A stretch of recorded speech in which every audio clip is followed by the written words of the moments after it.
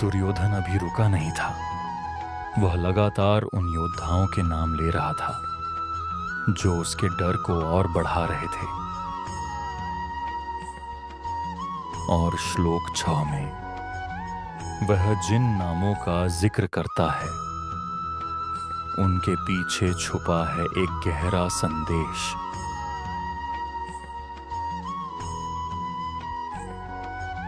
युद्धामन्युश्च विक्रांत, उत्तमोजाश्च वीर्यवान, सौभद्रो द्रौपदेयाश्च सर्व एव महारथा।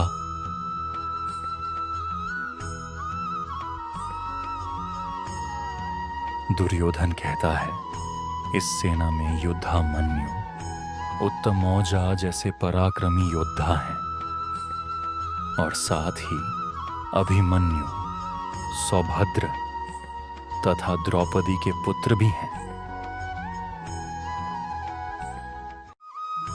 और ये सभी महारथी हैं, यानी हर एक योद्धा अपने आप में एक शक्तिशाली सेना के बराबर है।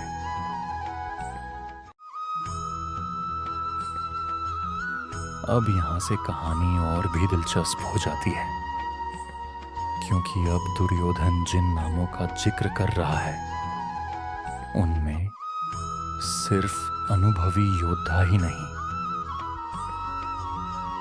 बल्कि युवा और नई पीढ़ी के योद्धा भी शामिल हैं। अभिमन्यु, द्रौपदी के पुत्र।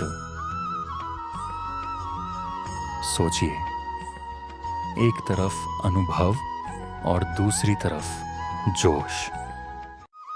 ये संयोजन कितना खतरनाक हो सकता है।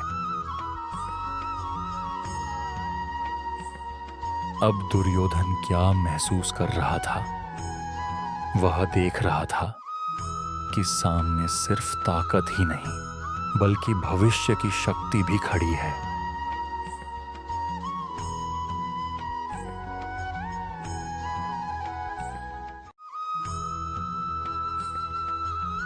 युवा योद्धा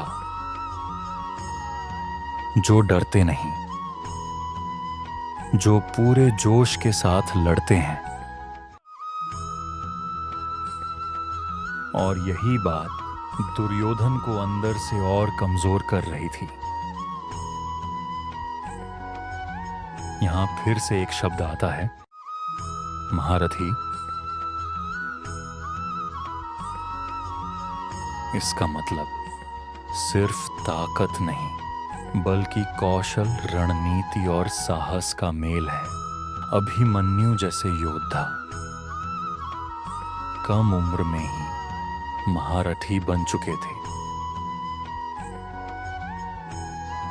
और यही चीज दुर्योधन के लिए सबसे बड़ा खतरा थी। और जब इंसान डरता है तो वह सिर्फ वर्तमान से नहीं बल्कि भविष्य से भी डरने लगता है। दुर्योधन भी यही कर रहा था। वह सिर्फ आज की सेना नहीं, आने वाली पीढ़ी की ताकत को देखकर भी डर रहा था। कि आज के समय में भी देखिए, जब कोई अनुभवी व्यक्ति नई पीढ़ी को आगे बढ़ते हुए देखता है तो कई बार वह असुरक्षित महसूस करता है।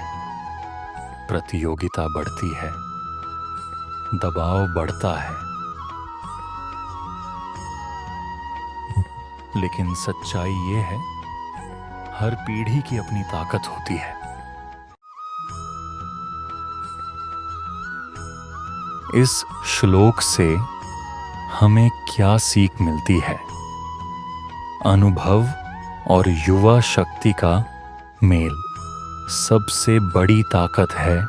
डर को बढ़ाने के बजाय उसे समझना जरूरी है और सबसे जरूरी खुद पर विश्वास रखना। तो दोस्तों, ये श्लोक हमें बताता है कि असली ताकत सिर्फ संख्या में नहीं, बल्कि सोच और विश्वास में होती है।